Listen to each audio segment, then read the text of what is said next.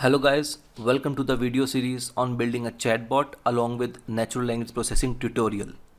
We will be building a chatbot assistant that will help employees of an organization to resolve hardware and software issues. So NLP is very interesting because it deals with the natural language, the language that we talk and we write. And from industrial point of view, it is in huge demand and a must skill to have for data science enthusiasts. So follow till the last.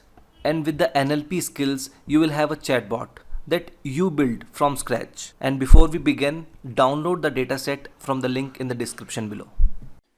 Let's say an employee in the office faces a hardware issue where his Wi-Fi is not working.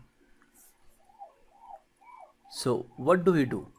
If there is a chatbot or some assistant that can help you in querying or getting a response, that would be good, right? So what do we do? He'll just ask the chatbot with a query and then the chatbot can reply in real time and then your problem is resolved. But otherwise what would have happened is you will have to raise the ticket, then the ticket will go to the ticket handler, then there will be some turnaround time which it takes to resolve the ticket. And sometime turnaround time may take more than an hour or even a day. And then a response will be generated which is then sent to the employee. But you see, this whole pipeline takes a lot of time. That's where chatbot assistants came into play. So to build such a system, we have the data of tickets and the resolution. Let's see this first ticket. Need Ethernet access. It says, please connect the LAN cable to the red port on your workstation. Please write back to IT if you are unable to get the IP address. So these are the resolutions that has been generated by the IT team. So we have the data of their tickets, and then in future if any such query comes, then it can be answered in the real time and then the person will not have to wait for the IT team. How are we going to build such a system? Using this data. So this is the architecture overview, and I have divided the complete architecture in 3 phases. First is data pre-processing and cleaning. Then second is the training of models. And the third one is the inference and retraining.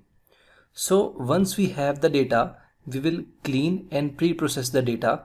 Then we will learn and apply text augmentation techniques. So text augmentation techniques are used when we don't have enough sufficient text data to train the models. Then what we do, we replicate the same data into other forms of same sentences. Just like need Ethernet access can also be called as Ethernet access needed, right? Once we have the training data, then we'll apply feature extraction techniques. So feature extraction techniques are the techniques used to convert textual data into numbers, meaningful numbers. So here we have different techniques like Tf-idf, count vectorization, word-to-vec. So once we have the data into numerical form, then we will apply logistic regression. So logistic regression will be used to correctly classify the queries into their resolution. So once the model is ready, the user can query the model and the prediction in the form of correct resolution will be the answer to the user, which he can use to solve out their problem. Now whatever the logs getting corrected here, so every time a user is querying the model, each time some log, some query and its resolution will be saved. So that can be used to train the model again for the better accuracy. So that is the whole architecture overview.